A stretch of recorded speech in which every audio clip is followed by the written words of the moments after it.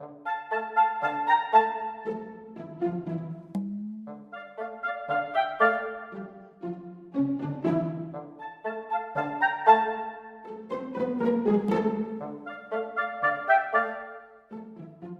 you've been a friend of mine for more than perhaps 15 minutes, you know that my favorite book in the world is To Kill a Mockingbird. It provides the model by which I live my life. You also know that my favorite living writer is Aaron Sorkin. His dialogue crackles and his idealism is inspiring. Knowing all this, it's easy to understand how excited I was that my best friend, Stephanie Hansen, got me tickets to Aaron Sorkin's play of To Kill a Mockingbird for my birthday. In the 14 years we've known each other, she's never gotten me much beyond a potato wrapped in a paper bag for either my birthday or Christmas. She was making up for all that in one powerful present. We go out to dinner once a month so that I leave my house. Other than doctor's appointments, I simply don't do that, ever. So she decided to combine both my present and our monthly dinner. We went to Garcia's at 5 p.m. The show was supposed to start at 7:30. We would have plenty of time to eat and get to the theater. Stephanie has a compassion for animals that it is difficult to overstate.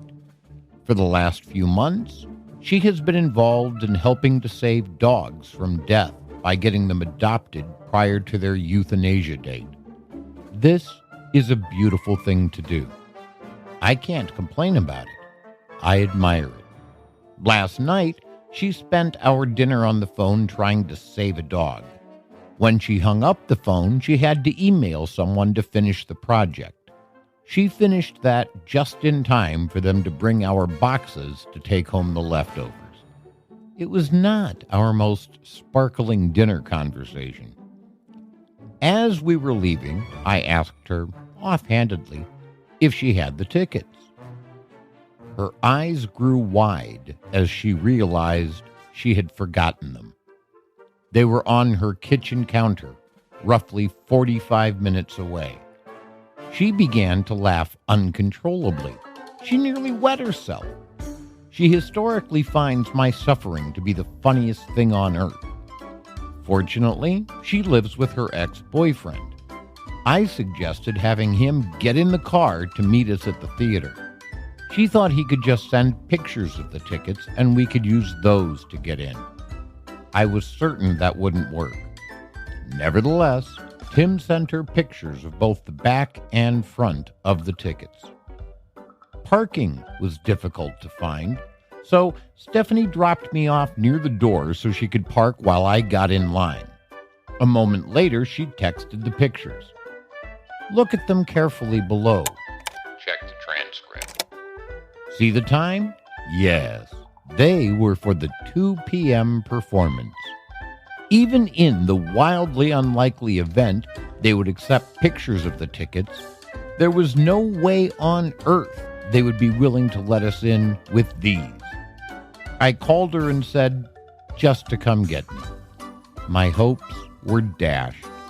I wasn't going to see the show about which I had been so excited for so long. Disappointment didn't begin to explain my feelings at that moment. She picked me up, but she refused to admit defeat. She found a place to park and decided to find new tickets online. Miraculously, she found 2 excellent tickets. Every time she went to get them, however, Ticketmaster said there was a problem, showed her a picture of a penguin, and said she should try again in a few minutes. At 7:23, the tickets appeared on her phone. Running is out of the question for me. Walking is a challenge, but I moved faster than I have in more than 6 years. We got to our seats just as the lights dimmed and the curtain rose. This post is already far too long, so I'll write you a proper review of the show later. The Sarah Nimitz Stage It is about to start. However, I got to have a beautiful, once-in-a-lifetime experience last night. Stephanie came through. I love her very much. Fred's Front Porch Podcast is made possible by our patron saints, Edith Keeler and Shoshana Edwards. Our unofficial patron saints, Boo Radley, Miss Maudie, and Shoshana Edwards. Our producers, Coralie Day with Scott Knight, and the people on the porch. Welcome, fellow traveler on this rock tumbling through space. I'm Fred, and this is my front porch. Come on up and sit a while. There are ideas to be discussed on this old set of nicely nailed together boards.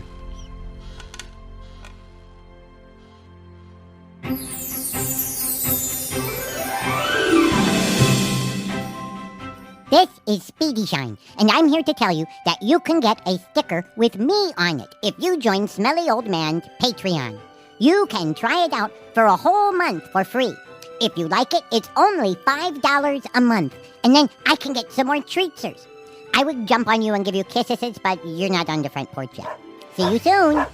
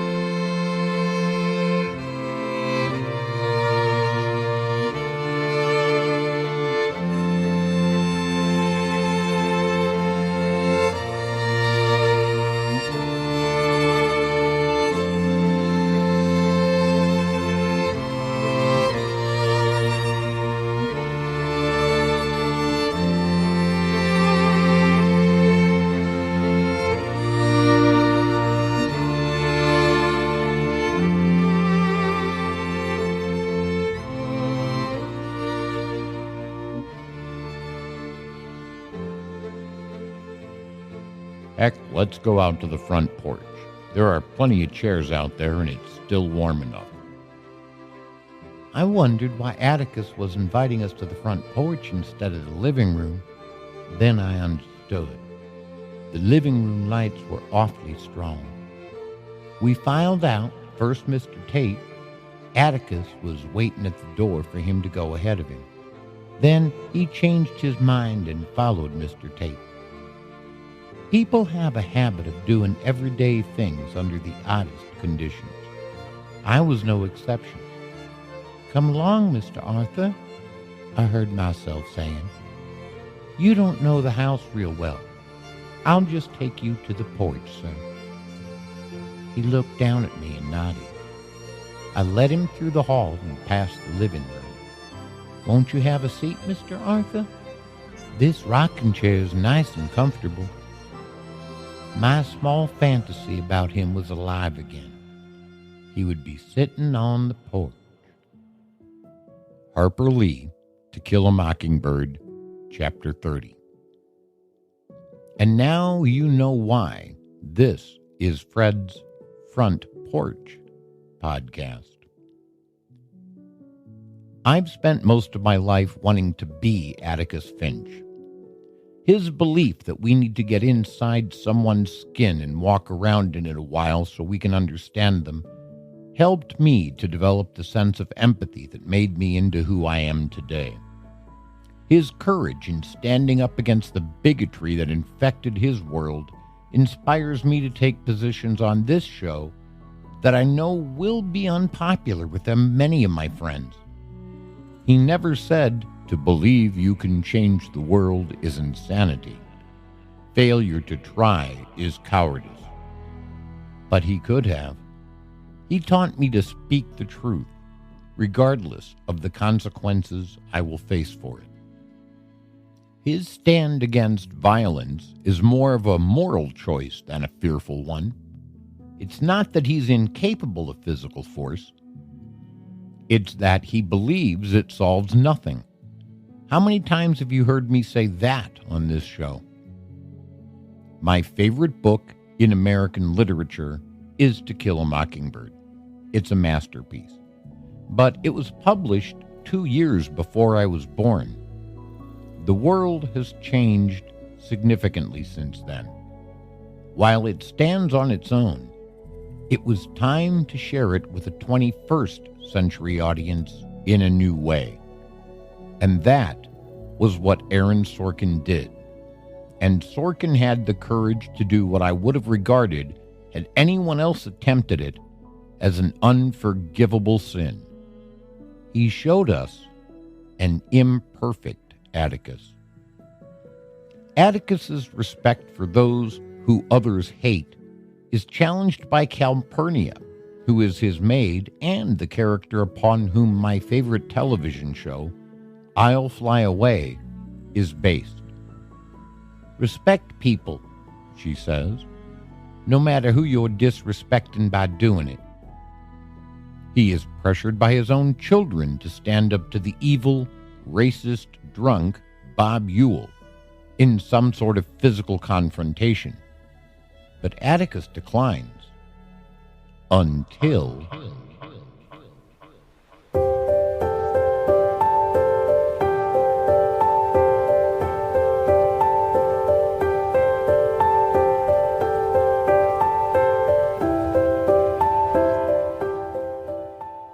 Ewell makes a remark about Scout being sexual prey. Finally, Atticus loses control, grabs Ewell, and threatens to break his arm. He finally comes to his senses and releases him when his children come out to the front porch. They are proud. He is embarrassed. This is the Atticus of the 21st century. He, like the best parts of our world, finally has his breaking point. Tom Robinson was a 20th century victim. The 21st century has George Floyd. And finally, violence was let loose. For although that I want to be Atticus, the truth is I've become Boo Radley. Like Boo, I'm afraid of people. I spend all the time I can alone in my house, hoping no one will come see me. And, like Boo, I do what I can to help the children in my life. I've never killed anyone, but, like the flawed Atticus, I don't know that I am capable of always declining to do violence. And, like Boo, I must recognize that sometimes violence may be the only answer available. This is difficult for me. It is Atticus's 21st century flaw, and I share it. I like to believe that both Atticus and I have a commitment to truth, no matter what the situation may be. But both the 20th and 21st century Atticus had to give that up. And I recognize that the time may come that I will need to do the same. I hope that never happens. I will do all I can to fight it. But Sorkin has taught me that I can't think in absolutes. For that matter, so did Harper Lee.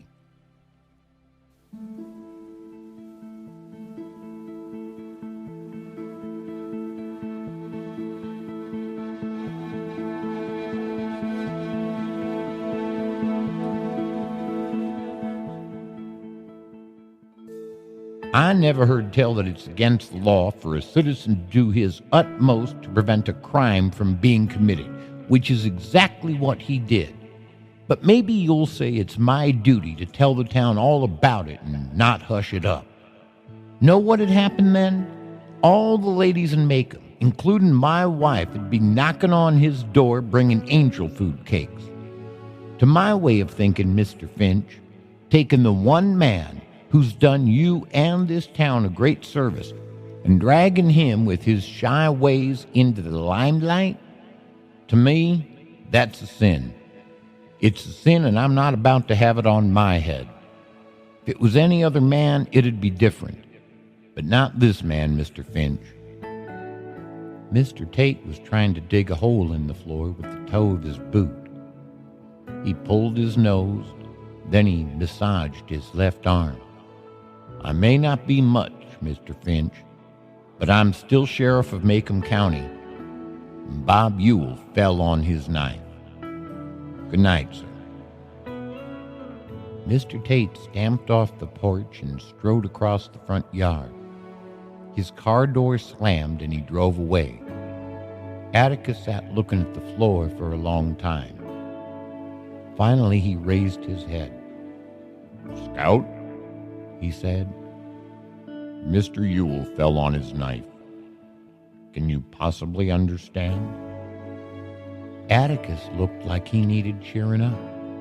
I ran to him and hugged him and kissed him with all my might.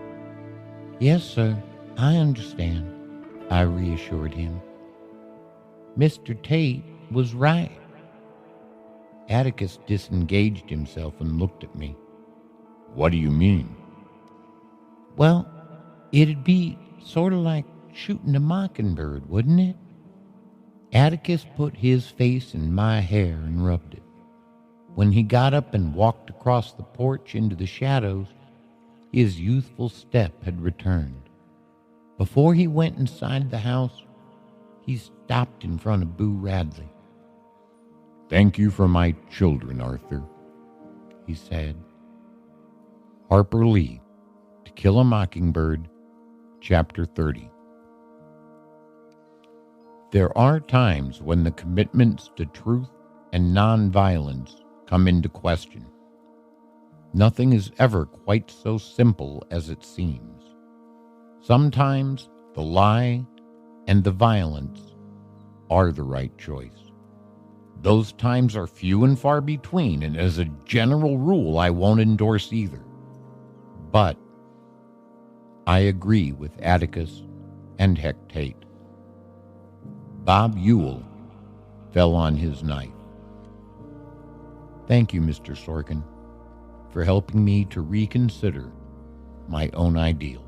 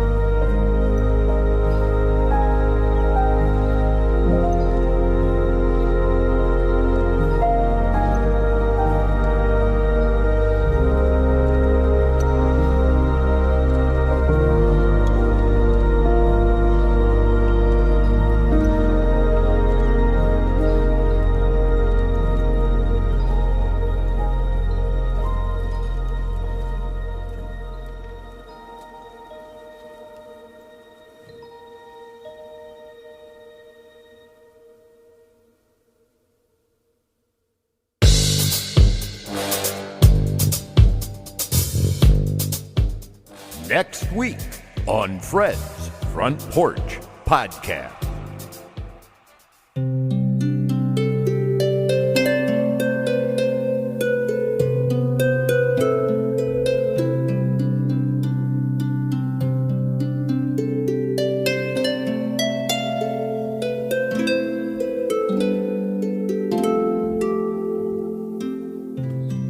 A friend conducted what he called market research for me. He took the time to learn what people liked about my podcast, and he suggested I should emphasize those elements when I promote my show. He's probably right. As it turns out, however, I'm no sort of promoter. I'm not sure I could sell tickets to the second coming of Christ. It's just not in me to promote effectively. He also suggested I would be more successful if I did more interviews, even if they were with people who are not celebrities. That's also just not in me. I recognize, however, that I'm not the only good writer I know. This week, I'm going to introduce you to my friend, Shoshana Edwards.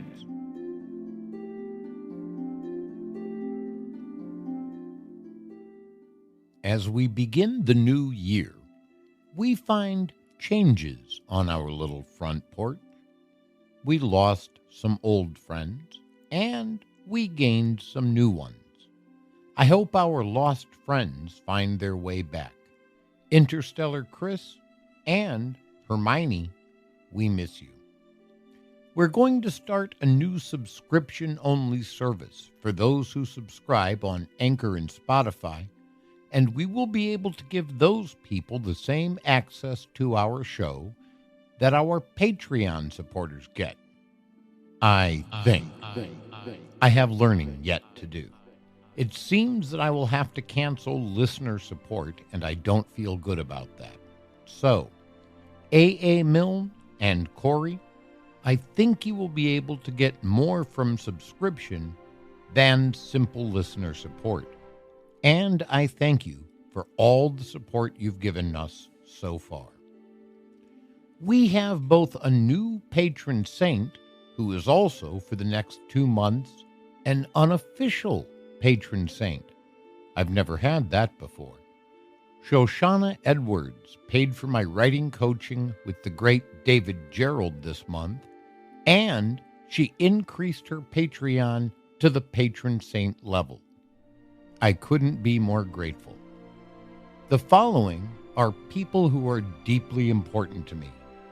They keep me alive, and they give me a reason to continue doing the show by giving me their time. Our minutes are our most precious possessions, and I'm grateful you grant me some of yours. These are the people on the porch. Our patron saints are Edith Keeler and Shoshana Edwards. Our unofficial patron saints are Shoshana Edwards, Boo Radley, and Miss Maudie. Our producer is Coralie Day with Scott Knight. Our patrons are Sherlock, the mystery patron, Marie Janicki, Elizabeth Jones, Love of My Life, Sandy Brower, Kevin Boyce, Joe March, and our newest patron is Mary Rosello. Mary, welcome to the porch. We're so glad you're here. Our sponsors are Karen Herbert, Alex Oliphant, Jake Margaram, Frau Bluka, Greg Roybal, Robert Blomker II, Cindy Mandel, Amos Stewart, Phil Parkman, Carrie DiDeo, Judy W. Morris, Corey Pluard, Pavel S., Claude Burt Lansden, Virginia Rupert, Natalie Fredrickson, Elizabeth Bennett, and Zareth. Our supporters are Jackie Jolly, Christine Pavlik, Susan Oski, Glenn Elfman, Stephanie Hansen, Deborah Rice, Jamie Sassy, The Lady in the Doorway, MJ, Roxanne Wolf, Michelle Sylvester, Ursula Phillips, Sarah Nimitz, John G., Christine L. Patterson, Mark Rosema, and Corey. Our first supporter was and is Jareen.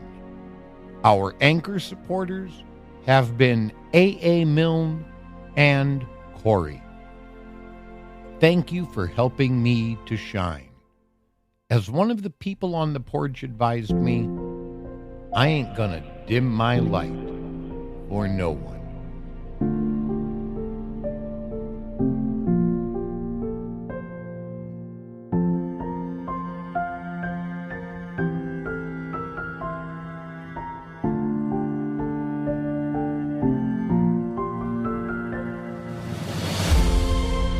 Thanks for letting me share my thoughts and ideas with you.